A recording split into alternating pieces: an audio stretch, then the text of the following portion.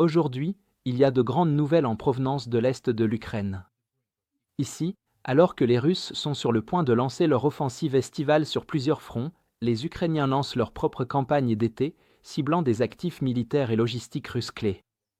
En utilisant des missiles et des drones longue portée, l'Ukraine vise à infliger un maximum de dégâts au moment le plus crucial, juste avant que les Russes n'accumulent suffisamment de forces et d'équipements pour submerger l'armée ukrainienne. Lors de l'une des opérations les plus marquantes de ces derniers temps, les forces ukrainiennes ont réussi à cibler le quartier général de la 8e armée combinée russe dans la ville de Donetsk, contrôlée par la Russie.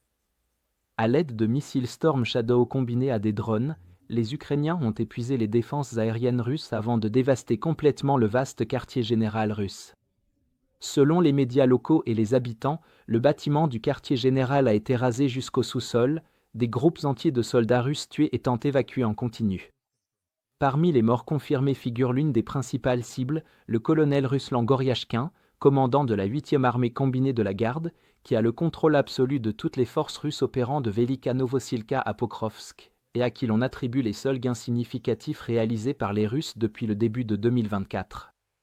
Son élimination aura un impact considérable sur les préparatifs russes et les futures opérations offensives, alors que les Russes s'apprêtent à lancer la plus grande opération depuis le début de l'invasion il y a plus de 3 ans. Simultanément, l'Ukraine a mené une vaste opération de drones à Luhansk occupée, mettant en avant son approche d'attaque à plusieurs niveaux. Plus de 20 drones ont frappé des installations logistiques russes pendant la nuit, provoquant d'importants incendies dans toute la ville. Bien que les responsables russes aient affirmé avoir intercepté 35 des 40 drones, les images contredisent cette version, montrant d'énormes incendies dans un dépôt pétrolier crucial et bien plus de 5 drones touchant des cibles russes. Le chef du Centre ukrainien de lutte contre la désinformation, Andriy Kovalenko, a souligné que la logistique russe à Luhansk temporairement occupée est en train de brûler, mettant en avant la volonté de l'Ukraine de démanteler systématiquement l'infrastructure qui soutient les opérations russes en première ligne. Ces opérations interviennent alors que la Russie se prépare à une vaste offensive sur plusieurs fronts, de Soumy à Kherson, Donetsk et Zaporijia. Consciente de son infériorité numérique en personnel sur la ligne de front, l'Ukraine doit miser sur le démantèlement précis des capacités de combat russes avant que l'offensive ennemie ne prenne de l'ampleur. En ciblant les centres logistiques, les postes de commandement et les dépôts de munitions, l'Ukraine cherche à provoquer des retards critiques et des pertes d'usure dans les préparatifs russes. Chaque retard profite considérablement à l'Ukraine, lui permettant de renforcer davantage ses défenses et de raccourcir la fenêtre de succès possible pour la Russie, en raison de la période limitée de conditions météorologiques favorables. De plus, forcer la Russie à lancer des assauts prématurés avec une préparation insuffisante affaiblit considérablement son efficacité opérationnelle, rendant les assaillants vulnérables aux opérateurs de drones expérimentés et aux unités d'artillerie ukrainiennes, et incapables de percer les lignes de défense. La campagne de frappe de l'Ukraine continue également de perturber la logistique ferroviaire russe, essentielle au maintien des opérations offensives.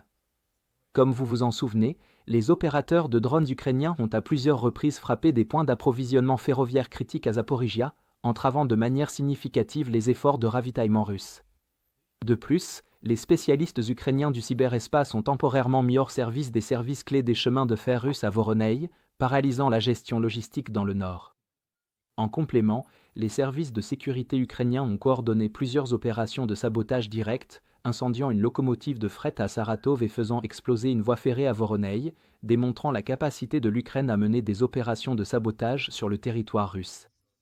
Les Ukrainiens ont également ciblé un dépôt de munitions militaires russes clé dans le kraï de Zabaïkalski, près de Velikeïa Tura, provoquant de fortes explosions qui ont duré des heures. Alors que les responsables russes ont tenté de minimiser l'événement, des témoins oculaires ont rapporté des dizaines de détonations secondaires, ce qui indique une nouvelle opération de sabotage ukrainienne réussie. Dans l'oblast de Rostov, des drones ukrainiens ont visé l'installation stratégique du dépôt Atlas, qui fait partie du système de réserve d'État russe, chargé de stocker et de distribuer du carburant, des lubrifiants, de la nourriture et du matériel technologique essentiel à la poursuite des opérations de combat, des données satellites confirmant en outre d'importants incendies qui ont ravagé le site.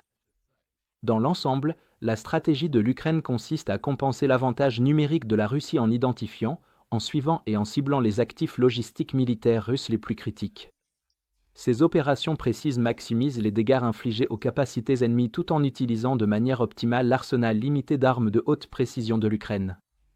Parallèlement, l'Ukraine continue de faire progresser ses technologies de drones en améliorant leur capacité à longue portée et en augmentant les taux de production mensuels.